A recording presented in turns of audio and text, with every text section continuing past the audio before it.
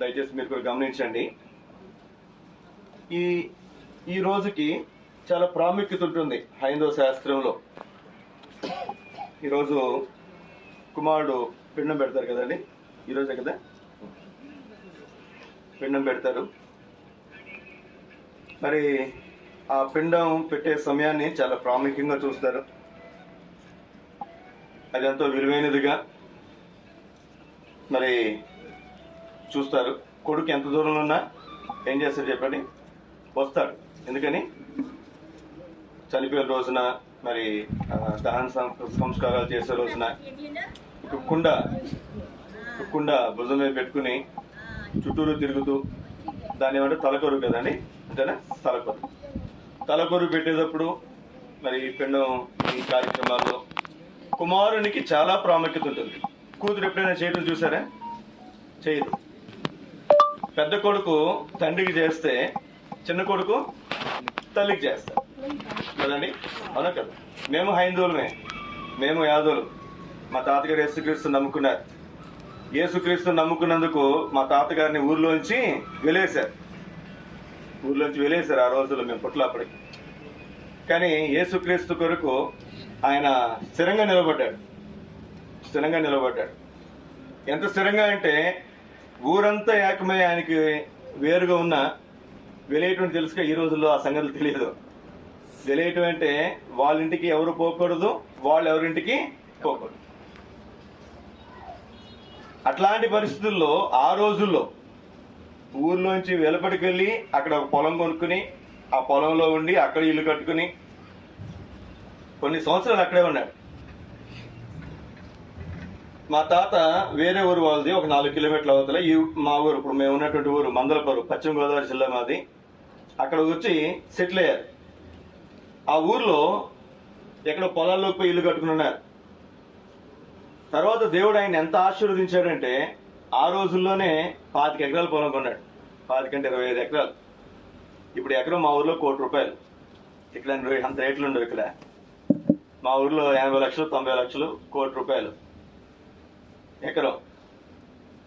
ఇంకా మా నాన్న, మా బాబాయ్లు, నేను అడిగా మా నాన్నే, ఏంటి ఎంత సంపాదించారంటే, మేము తాతకి సహకరించలేదురా, సహకరిస్తే ఇంకో 25 ఎకరాలు కొనేవాడు తాత, మేము ఇష్టానుసారంగా ఖర్చు చేసి ఇష్టానుసారంగా తిరిగే వాళ్ళం మేమని చెప్పారు. మా తాతకి 3 కొడుకులు, కూతురు, ఒక్కొక్కరికి 5 ఎకరాలు ఇచ్చారు. మా నాయనమ్మకు 2 ఎకరాలు ఇచ్చారు. మళ్ళీ అట్లా అందులో మేము కొంచెం మళ్ళీ నా చదువు కోసం మా నాన్నగారు 2 ఎకరాల పొలం అమ్మాడు. అంటే మీ భాషలో, ఇప్పుడు భాషలో 2 కోట్లు నాకు చదువు కోసం, ఇంజనీరింగ్ చదువు కోసం మా నాన్నగారికి పెట్టిన ఖర్చు. మా తాతగారు సంపాదించింది, కానీ ఇప్పటివరకు మా వాళ్ళు ఎవరు కూడా, అంటే మా నాన్నగారు, మేము ఎవరు సంపాదించలే. దేవుడు ఆయనకి ఇచ్చేటువంటి ఆశీర్వాదం. దేవుని కొరకు నిలవబడ్డాడు. ఆయనే కాదు, ఆయన కుమారులే కాదు, మన సంతానమే కాదు, ఇప్పటికీ మేము ఆశీర్వదించబడుతూ వచ్చాం. ఈ రోజుకి మేము ఇంట్లో కూర్చొని తిరగలుగుతున్నామంటే అది కేవలము మా తాతకు దేవుడు ఇచ్చినటువంటి కృప. మా ఊర్లో మొట్టమొదటి ఇంజనీర్ నేను. 22 సంవత్సరాల క్రితం నా ఇంజనీరింగ్ చదువు అయిపోయింది. 2002లో ఇంజనీరింగ్ అయిపోయింది నాది. నాగార్జున యూనివర్సిటీ గుంటూరులో ఉంటుంది, అక్కడ ఎంటెక్ చేశాను నేను. ఇప్పటివరకు నేను ఇంజనీరింగ్ కాలేజీలో ప్రొఫెసర్గా జాబ్ చేశాను. నేను జాబ్ కంటిన్యూ చేస్తే నాకు నెలకి వచ్చే జీతం 2 లక్షలు. కాలేజ్ ప్రిన్సిపల్ అయ్యేవాడు నేను ఈ పాటికి. అర్థమవుతుందండి.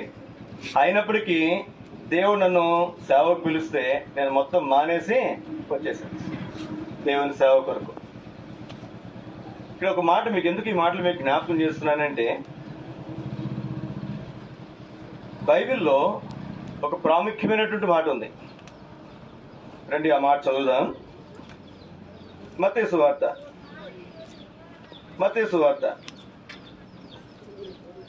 రండి. మత్తయి సువార్త 1వ అధ్యాయం.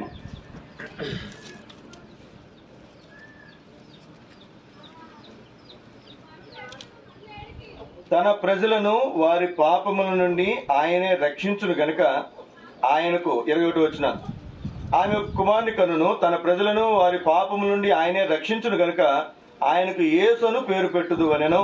యేసు అనే శబ్దమునకు రక్షకుడని అర్థము.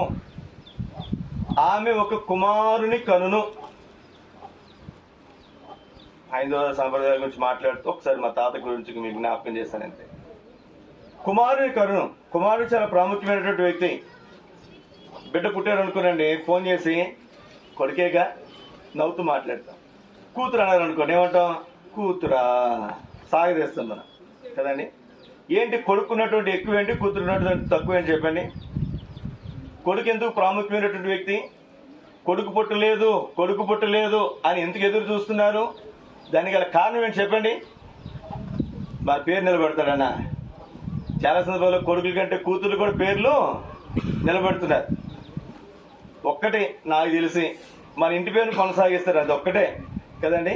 స్త్రీకి పురుషునికి ఉన్నటువంటి వ్యత్యాసం. కూతురు అయితే ఇంటి పేరు మారుతుంది, కొడుకు అయితేనేమో అదే ఇంటి పేరు కొనసాగుతుంది.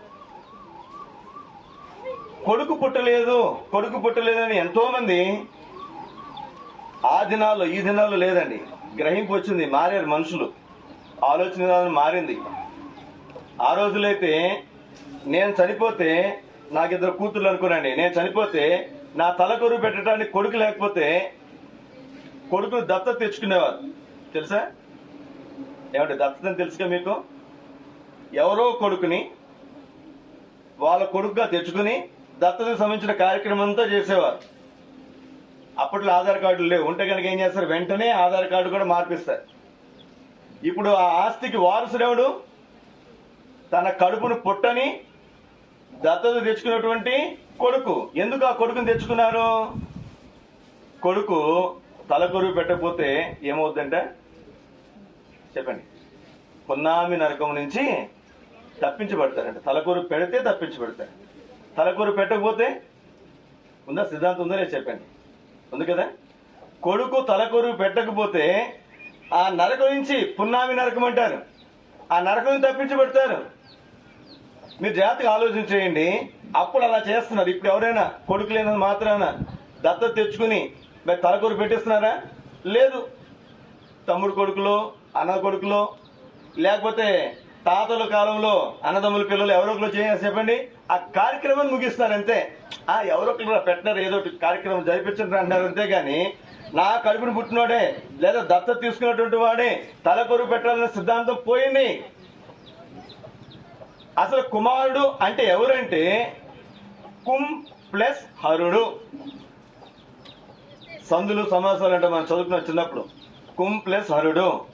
కుం అంటే పాపము, హరుడు అంటే తీసివేసేవాడు. కుమారుడు అంటే ఎవరు? మన పాపాలు తీసేసేవాడు. ఐదో శాస్త్ర ప్రకారము కుమారుడు ఏం చేస్తాడు? తలకొరువు పెడతాడు. తలకొరువు పెడితే నరకం తప్పించుకుంటాడు ఆ వ్యక్తి, తండ్రి లేదా తల్లి. నరకం తప్పించుకునేవాడు, నరకం తప్పించేవాడు ఎవరు? కొడుకు. అది దాని అర్థం.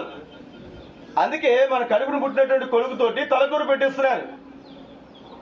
ఒక మాట జ్ఞాపకం పెట్టుకునండి, అది మన కడుపును పుట్టినటువంటి కొడుకు వల్ల ఉపయోగం లేదు.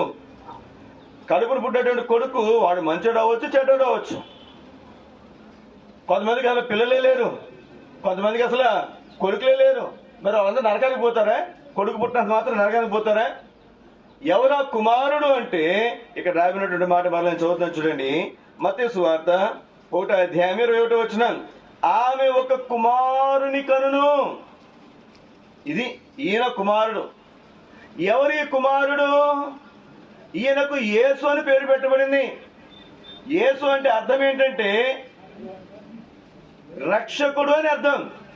ఏ రక్షకుడు? దేని నుంచి రక్షిస్తాడు అంటే తన ప్రజలను వారి పాపముల నుండి ఆయనే రక్షించును గనక ఆయనకు యేసు అను పేరు పెట్టబడెను.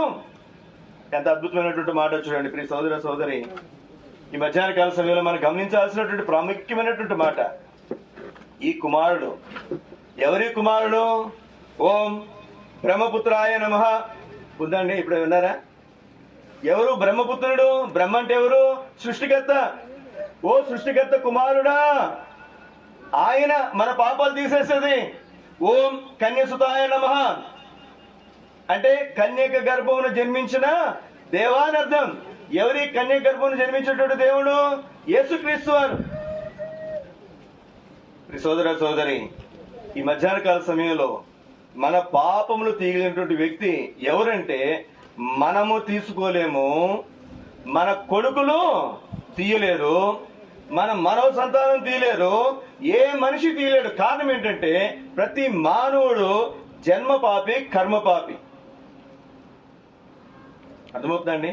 మంచి నీళ్ళతో కాళ్ళు కడుక్కుంటే మురికి పోతుంది, మురికి నీళ్ళతో కడుక్కుంటే ఇంక మురికి పెరుగుతుంది.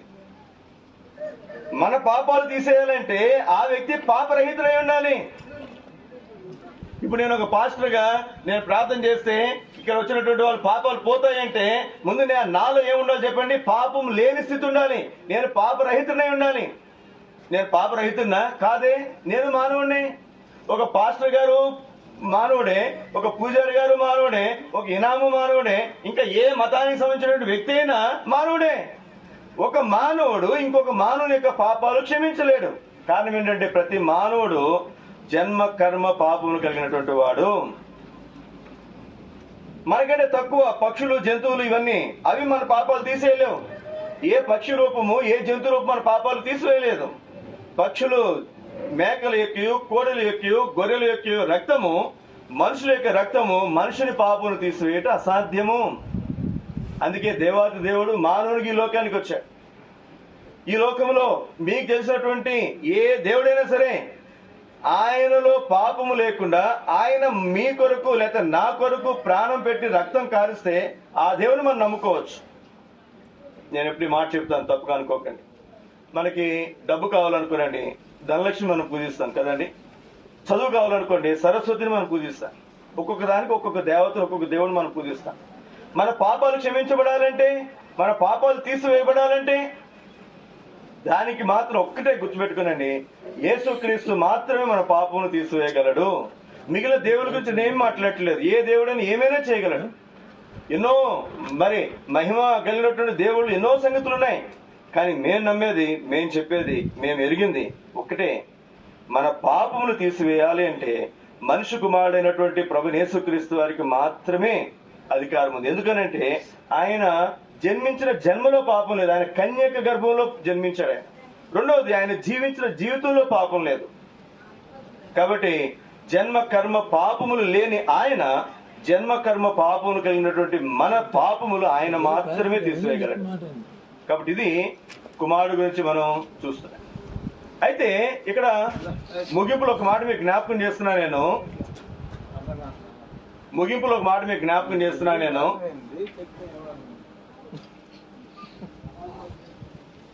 ముగింపులో ఒక మాట చెప్తున్నాను మీకు నేను. ఇక్కడ సమస్త విధములైనటువంటి ఆదరణ అనుగ్రహించేవాడు. ఆదరణ అనుగ్రహించాలి. ఇప్పుడు మనం ఉన్నా మా అందరికీ కూడా ఒక నమ్మకం, యేసుక్రీస్తు నమ్ముకున్నా, మా పాపాలు ఆయన క్షమించాడు, మేము నరకం నుంచి తప్పించబడతాం. అలాగే ఆదిలక్ష్మి గారి గురించి కూడా మేము చెప్పగలం.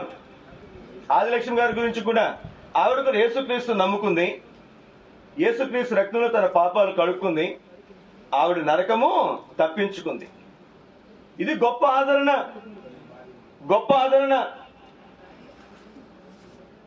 మరి ఈరోజు హైందవ శాస్త్ర ప్రకారం పిండం పెడతారు కదండి. కాకులో లేకపోతే ఏవో తినాలంటారు కదా. తినకపోతే తినేంత వరకు ఏం చేస్తారు? చూస్తారు, ఎదురు చూస్తారు. వాళ్ళకి ఏదో కోరికలు ఉండిపోయినేమో, ఏదో సంగతులు ఉండిపోయినేమో. అక్కడ ఆ సంగతులు పూర్తయితే అమ్మయ్య ఓకే, మా అమ్మ ఎక్కడికి పోయింది, మా నాన్న ఎక్కడికి పోయాడు, స్వర్గ ప్రాప్తులయ్యారని ఒక నమ్మకం. హైందవ శాస్త్రంలో ఎటువంటి నమ్మకం అవుతుందో ఇప్పుడు మాకున్నటువంటి ఒక నమ్మకం ఏంటంటే ఆదిలక్ష్మి గారు ప్రభునందు నిద్రించారు. ఆవిడ ఇప్పుడు ఎక్కడున్నారు చెప్పండి? ఎక్కడున్నారు? యేసుక్రీస్తు దగ్గర ఉన్నారు, దేవుని దగ్గర ఉన్నారు. ఇది మాకు నిరీక్షణ, ఇది మాకు ఆధారం, ఇది మాకు ఆదరణ. అందుకే ఆ విధముగా మనం చేయబడాలి అంటే, యేసుక్రీస్తు రక్తంలో మన పాపాలు కడగబడాలంటే మనం చేయాల్సినటువంటి ఒక పని ఏమిటంటే, యేసు ప్రభువా నేను పాపిని, నా పాపాలు క్షమించు, నీ శిలువ రక్తంలో నా పాపాలు పడు, నన్ను బిడ్డగా చేసుకో, నా హృదయంలోనికి రండి అని మనం అడిగితే యేసుక్రీస్తు వారు మన పాపాలు క్షమిస్తాడు, నరకం తప్పిస్తాడు, స్వర్గానికి పరలోక రాజ్యానికి మనల్ని తీసుకుని వెళ్తాడు. అయితే తీసుకుని వెళ్లే విషయాల్లో ఏ విధంగా తీసుకుని వెళ్తాడు, ఇది ఒక మాట మీకు జ్ఞాపకం చేసి అలాగే ఒక 15 నిమిషాలు అయినట్టుంది, ఒక 5-7 నిమిషాలు ముగిస్తాను. రండి ఒక మాట మీకు జ్ఞాపకం చేస్తాను. అంతకుముందు కూడా ఒకసారి చదివే మనం మొన్న తెస్సలోనికీయులకు రాసిన మొదటి పత్రిక, తెస్సలోనికీయులకు రాసిన మొదటి పత్రిక, తెస్సలోనికీయులకు రాసిన మొదటి పత్రిక 4వ అధ్యాయము. తెస్సలోనికీయులకు రాసిన మొదటి పత్రిక 4వ అధ్యాయము. మనం చేరొచ్చినటువంటి మనము కూడా భర్త అయినా పిల్లలైనా రక్షమందులమైనా ఒకవేళ ఎప్పుడైనా మనం మరి అంటే క్రైస్తవ విధానంలో చెప్తున్నాను, తప్పుగా అనుకోకండి. మరి హైందవ శాస్త్ర ప్రకారం మాట్లాడేటప్పుడు ఇట్లా మాట్లాడితే తప్పుగా అనిపిస్తుంది. మేము మాట్లాడే మాట ఏం మాట్లాడతామంటే, మరలా మీరు ఆవిడని చూడొచ్చు. ఎవరిని? ఆదిలక్ష్మి గారిని చూడొచ్చు. మాకున్న నిరీక్షణ. ఆవిడని ఎప్పుడు చూడొచ్చు, ఎలా చూడొచ్చు? ఆవిడని చూడాలంటే మనం ఎట్లా ఉండాలి? ఆవిడ దేవుడిని నమ్ముకుంది, ఆవిడ ప్రభు దగ్గర ఉంది. మరి మనం కూడా ఆవిడలాగా ప్రభు దగ్గర ఉండాలి అంటే ఏం చేయాలి అనే దాని గురించి మీకు మాట్లాడుతున్నాను. తెస్సలోనికీయులకు రాసిన మొదటి పత్రిక 4వ అధ్యాయం 13వ వచనం నుండి 18వ వచనం చదువుతున్నాను. కాబట్టి మీరు ఈ మాటల చేత ఒకరినొకరు ఆదరించుకునండి. ఒకరినొకరు ఏం చేయాలంట? ఆదరించుకోవాలి. ఏమైనా ఆదరించుకోవాలి? నిరీక్షణ లేని ఇతరుల వలె మీరు దుఃఖపడుకు నిమిత్తము నిద్రించున్న వారిని గురించి మీకు తెలియకుండా మాకు ఇష్టం లేదు. మామూలుగా అయితే చనిపోయారని చెప్తాం. బైబిల్ ప్రకారం దీన్ని ఏమని చెప్తారు అంటే నిద్ర. ఏం చెప్పండి? అది నిద్ర. వారికి నిద్రించారు, ప్రభు దగ్గర వారు మేల్కుంటారు. వారు నిద్రించారంతే. ఇంకా ఏముంది ఇక్కడ? 15వ వచనం. మేము ప్రభు మాటను బట్టి మీతో చెప్పినదేమనగా, ప్రభు రాకడం బట్టి వరకు నిలిచిండు మనము నిద్రించిన వారి కంటే ముందుగా ఆయన సన్నిధి చేరము. ఆర్భాటముతోను ప్రధాన దూత శబ్దముతోను దేవుని బోరతోను పరలోకము నుండి ప్రభు దిగివచ్చును. క్రీస్తునందు మృతులైన వారు మొదట్లేతారు. మా నమ్మకం ఏంటంటే యేసుక్రీస్తు వారు మళ్ళీ రెండోసారి లోకానికి రాబోతున్నాడు. మా నమ్మకమే కాదు, మీరు కావాలంటే ముస్లిం సహోదరులను కూడా అడగండి. వారు ఈసా అలైహిస్సలాం అంటారు. వాళ్ళు ప్రవక్త అని పిలుస్తారు యేసుక్రీస్తు వారిని. ఈసా అలైహిస్సలాం ప్రవక్త వచ్చాడు. తర్వాత చివరి ప్రవక్త వారు మహమ్మద్ ప్రవక్త అని చెప్తారు. మళ్ళీ వారిని కూడా మీరు అడగండి. కావాలంటే మీకు ఎవరైనా బంధువులు స్నేహితులు ఎవరైనా ఉంటే కనుక మిమ్మల్ని తీసుకెళ్ళడానికి ఎవరు వస్తారు అని అడగండి వాళ్ళని. వాళ్ళు ఏమంటారు తెలుసా? ఈసా అలైహిస్సలాం వస్తారంట. ఉర్దూలో యేసుక్రీస్తుకి పేరేంటంటే ఈసా అలైహిస్సలాం. ఇంగ్లీష్లో జీసస్ క్రైస్ట్ అంటాం, యేసుక్రీస్తు అంటాం. ఉర్దూలో ఈసా అలైహిస్సలాం అంటాం వాళ్ళ భాషలో. వాళ్ళు కూడా ఏం నమ్ముతారంటే ఈసా అలైహిస్సలాం వస్తాడు, మమ్మల్ని తీసుకెళ్తారని వాళ్ళు నమ్ముతారు. మేము క్రైస్తవులుగా మేము నమ్మే మాట ఏంటంటే యేసుక్రీస్తు మళ్ళీ రాబోతున్నాడు, వచ్చి మమ్మల్ని తీసుకుని పోబోతున్నాడు. ఇప్పుడు యేసుక్రీస్తు మళ్ళీ రెండోసారి లోకానికి వచ్చినప్పుడు ఎవరు లేస్తారంట? ముందు ఎవరైతే క్రీస్తులో చనిపోయారో, యేసుక్రీస్తుని నమ్ముకుని చనిపోయారో వారు మొదట లేస్తారంట. ముందు వారు దేవుని దగ్గరికి వెళ్తారు. తర్వాత ఆ మీదట సజీవులు నిల్చుండి మనము వారితో కూడా ఏకముగా ప్రభుని ఎదుర్కొన్నట్టుకు ఆకాశ మండలమునకు మేఘమునది కొనిపోబడదుము. ఈ వ్యత్యాసం ఎంత ఉంటుందంటే రెప్పపాటే. రెప్ప మూసి తెరిసేలోపు అంటే ముందు వాళ్ళు వెళ్తారు, వారు వెనక రెప్పపాట్లో మనము యేసుక్రీస్తుని ఎదుర్కోవటానికి మనం ఆయన కలుసుకోవడానికి మనం వెళ్తాం. అందుకే మీరు క్రైస్తవ పరిభాషలో సమాజం మీద ఏమని రాస్తారంటే ఆదిలక్ష్మి గారు ప్రమోటెడ్ టు గ్లోరీ. ప్రమోషన్ ఇది ఉన్నటువంటి స్థానం నుంచి ఇంకొంచెం ముందు వెళ్తుంది కాబట్టి ఆవిడ ప్రభు దగ్గరికి, అది ప్రమోషన్ అది. అందుకే మీరు చూడండి, ఎక్కడికి వెళ్ళి మీరు క్రైస్తవ సమాధిలోనికి తోటలోనికి వెళ్ళినప్పుడు అక్కడ మీరు చూడండి ప్రతి దాని మీద పేరు రాస్తుంటుంది. ఏమంటే ప్రమోటెడ్ టు గ్లోరీ అని రాస్తుంది.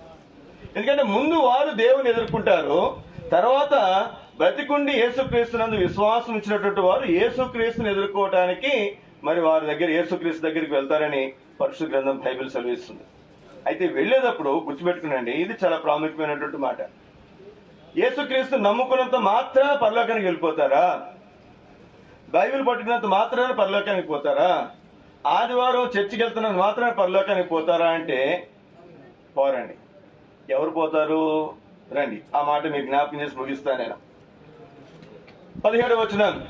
ఆ మీద సజీవులు నిల్చుండి మనము వారితో కూడా ఏకముగా ప్రభుని ఎదుర్కొన్నట్టుకు ఆకాశ మండలమునకు మేఘముల మీద కొనిపోబడదుము.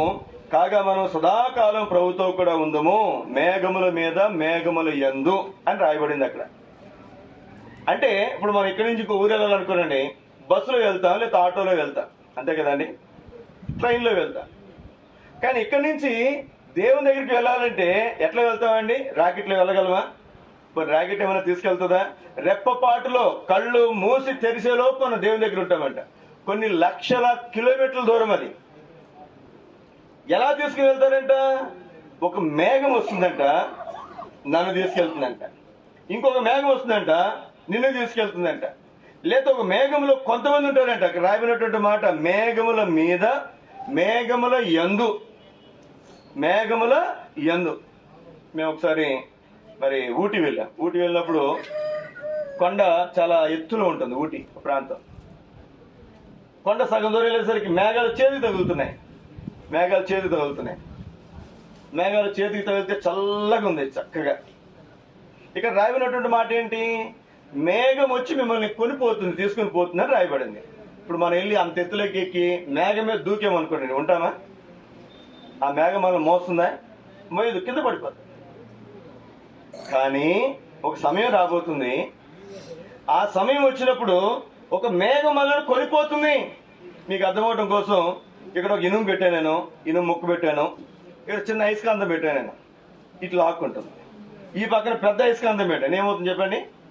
దీని నుంచి ఏమవుతుంది? ఇనుము ఈ పక్కకు వస్తుంది. ఇప్పుడు మనం ఎంత ఎత్తు ఎగిరినా కింద పడతాం. కారణం ఏంటి? భూమికి గురుత్వాకర్షణ, ఆకర్షించే శక్తి ఉంది. యేసుక్రీస్తు వారు మధ్యాకాశంలోకి వచ్చినప్పుడు ఆయనకున్నటువంటి శక్తి ఎట్లాంటిది అంటే, ఈ భూమి సంబంధమైనటువంటి ఈ సృష్టిలో ఉన్నటువంటి అన్ని శక్తులకు మించినటువంటి శక్తి ఆయన దగ్గర ఉంది కనుక మనం కింద పడము ఇంకప్పుడు. రెండవది, మేఘం వచ్చి మనల్ని ఏం చేస్తుందంట? కొనిపోతుంది. కొనిపోవాలి అంటే మేఘము కంటే మనం తేలికగా ఉండాలి. అర్థమవుతుంది అంతే కదండి? మేఘము కంటే మనం తేలికగా ఉంటేనే మేఘం మనం కొనిపోతుంది.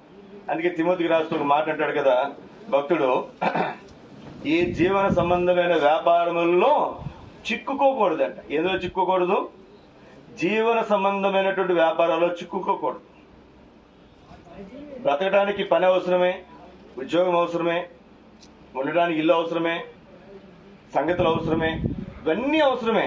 అయితే వాటిలో మనం చిక్కుకుపోతే యేసుక్రీస్తు వారు వచ్చినప్పుడు మనం పైకి వెళ్ళాలనుకుంటే ఈ బంధకాలు మనల్ని ఏం చేస్తాయి చెప్పండి? కిందకి లాగేస్తాయి. కాబట్టి మధ్యాహ్న కాల సమయంలో ఒక మాట మనం జ్ఞాపకం పెట్టుకుందాం. దేవుని బిడ్డలు ఏంటంటే, మనం ఆదిలక్ష్మి గారు ప్రభు దగ్గర ఉన్నారు, అది వాస్తవం, మనందరికీ తెలుసు. అయితే మనం ఆవిడని చూడాలంటే మనం కూడా దేవుని దగ్గరికి వెళ్ళాలి. మనం కూడా దేవుని దగ్గరికి వెళ్ళాలంటే బ్రతికుండగానే మనం యేసుక్రీస్తుని విశ్వాసం ఉంచాలి, బాప్తిజం తీసుకోవాలి, దేవుని మార్గంలో మనం నడవాలి. అదే సమయంలో ఈ లోక సంబంధమైనటువంటి సంగతులు మనం మునిగి తేలకుండా మనకు అవసరమైనంత వరకు మనం చేసుకుంటూ దేవుని మార్గాలు నడుస్తూ మన యాత్రను మనం ముగిస్తే ఓ సమయం రాబోతుంది, యేసుక్రీస్తు వారు మళ్ళీ రెండోసారి లోకానికి రాబోతున్నాడు. అప్పుడు మళ్ళీ ఆయన తీసుకుని పోబోతున్నాడు. అయితే ఒక మాట, మాకు ఈ యేసుక్రీస్తు అవసరం లేదు అనుకుంటే బైబిల్ ఏమని చెప్తుందంటే, అగ్ని ఆరదు పురుగు చావదని చెప్తుంది. అగ్ని అంటే నరకం. నరకాన్ని బైబిల్ ఏమని చెప్తుందంటే అగ్నిగుండము. అగ్నిగుండము. మనుషులు తీసుకుని పోయి అందులో వేసేస్తారంట. మనం కూడా ఏ శాస్త్రం ఏం చెప్తుంది? పాపాలు చేసుకుని నరకంలో పడేయబడతారు. నరకం ఏమంటుంది? అగ్నిగుండం ఉంటుంది. మనల్ని పడేసేప్పుడు నన్ను పడేసారు తీసుకెళ్ళి, నేను కాలిపోతాను. కానీ శరీరమే కాలిపోయేది, ఆత్మకు చావులేదండి. అగ్ని ఆరదు పురుగు చావదు. పురుగు అంటే ఆత్మ. మన ఆత్మకు చావులేదు, ఆత్మకు చావులేదు. కాబట్టి ఈ ఆత్మ ఆ నరకం నుంచి తప్పించుకోవాలి. దాని కొరకు యేసుక్రీస్తు వారు మాత్రమే మార్గం. నరకం తప్పించుకోవడానికి మాత్రమే ఆయన మార్గం. అదే మాట మీకు జ్ఞాపకం చేస్తున్నా. యేసుక్రీస్తుని నమ్ముకుంటే నరక శిక్ష నుంచి మీరు తప్పించబడదు. క్రీస్తు యేసునందున్న వారికి ఏ శిక్షా విధియు, నరక శిక్షా విధియు లేదు. ఇది బైబిల్ గ్రంథం మీకు జ్ఞాపకం చేస్తుంది. సోదర సోదరి, ఒకవేళ మాకు యేసుక్రీస్తు వద్దు అనుకుంటే ఆ పరలోక రాజ్యానికి, ఆ స్వర్గ రాజ్యానికి మరి మనం చేరుకోలేం. మరి కాబట్టి మధ్యాహ్న కాల సమయంలో ఒక చిన్న ప్రార్థన మన హృదయాల్లో మనం చేసుకుందాం. యేసు ప్రభువా, నేను పాపిని, నా పాపాలు క్షమించు, నీ శ్రీ రక్తంలో నా పాపాలు కడుగు, నన్ను బిడ్డగా చేసుకుని నా హృదయంలోనికి రండి అని అడిగితే యేసుక్రీస్తు వారు నీ పాపాలు క్షమిస్తాడు, నేను తన కుమారుడిగా కుమార్తెగా అంగీకరిస్తాడు. మరి ఒక సమయంలో నేను కూడా ఆ విధంగా ప్రార్థన చేస్తూ వచ్చాను. యేసుక్రీస్తు నా పాపాలు క్షమించాడు, నరక శిక్ష నుంచి నన్ను దేవుడు తప్పించాడు. ఇప్పుడు నేను చెప్పగలను, ఈ లోకం విడిచిపెడితే నేను నరకం తప్పించుకునే స్వర్గానికి, పరలోక రాజ్యానికి నేను చేరగలను అని నేను ధైర్యంగా చెప్తాను. నేను మాత్రమే కాదు, చేరువచ్చినటువంటి మేము అందరం కూడా చెప్తాను. కాబట్టి మరి ఆదిలక్ష్మి గారి యొక్క మరి ఆదరణ స్తుతి కూడిక ఈ కుడికిలో మనం చక్కటి తీర్మానం మనం చేసుకున్నాం. మరి ఒక సమయం రాబోతుంది కనుక ఆవిడ మనం చూడబోతున్నాం కనుక ఆవిడ చూడాలంటే ముఖ్యంగా మరి భర్త భూమే గారు, అలాగే పిల్లలు, రక్త సంబంధులకి ఎవరైనా చూడాలంటే ఖచ్చితంగా మరి యేసుక్రీస్తు నమ్ముకున్నట్టు మాత్రమే మార్గం అని మీకు జ్ఞాపకం చేస్తున్నాను. ఈ మాటలతో ముగించే ముందు ఒక మాట మీకు జ్ఞాపకం చేసి నేను ముగిస్తాను. వాగ్దానం. యెషయా గ్రంథం 41వ అధ్యాయం. ఈ కుటుంబానికి ఒక వాగ్దానం మనం కోరుకుని మనం ప్రార్థన చేద్దాం. యెషయా గ్రంథం 41వ అధ్యాయము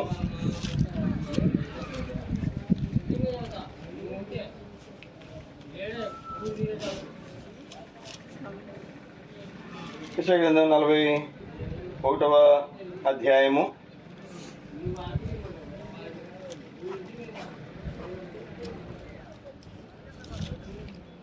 14వ వచనం అందరం కలిసి చదువుకుంది. ఈ వాగ్దానం మన ప్రియుల కొరకు కోరుకుందాం. 602వ పేజీ. ఈ వాగ్దానాన్ని మాటను వాగ్దానముగా మరి భర్త భూమే గారికి, అలాగే కుమారుడు హరికి, కుమార్తె శిరీష, తన భర్త శివ గారికి, కుటుంబానికి మరి ఈ వాగ్దానం మనం కోరుకుందాం. యెషయా గ్రంథం 41వ అధ్యాయం 14వ వచనం అందరం కలిసి. పురుగు వంటి యాకోబు, స్వల్ప జనమగు ఇశ్రాయేలు, భయపడకుడి, నేను నీకు సహాయము చేయుచున్నాను అని యెహోవా సెలవిచ్చుచున్నాడు. నీ విమోచకుడు ఇశ్రాయేలు పరిశుద్ధ దేవుడే. ఇక్కడ 3 మాటలు. భయపడకుడి, ఇది మొదటి వాగ్దానం. రెండవది, నేను నీకు సహాయము చేయుచున్నాను, ఇది రెండవది. నీ విమోచకుడు ఇశ్రాయేలు పరిశుద్ధ దేవుడే. నీ విమోచకుడు. కాబట్టి ఏ పరిస్థితుల్లో ఏ బంధకాల్లో ఉన్నా ఆ బంధకాల నుంచి విమోచకుడు అంటే ఎవరు చెప్పండి? విడిపించేవాడు. కాబట్టి ఏ బంధకాలు, ఏ ఇబ్బందులు ఉన్నా వాటన్నిటి నుంచి విడిపించేవాడు నేనే అని యేసుక్రీస్తు వారి మధ్యాహ్నకాల సమయంలో మన ప్రియులకి వాగ్దానం ఇస్తున్నారు. మోకరించి ప్రార్థన చేసుకుందాం. ఇద్దరు మరి వచ్చినటువంటి వారు ఈ కుటుంబం ఆదరణ కొరకు ప్రార్థన చేయండి. ఎవరైనా యేసుక్రీస్తుని ఎరిగినటువంటి వారు, మరి మీరు ఎవరైనా సరే ఈ కుటుంబస్తులు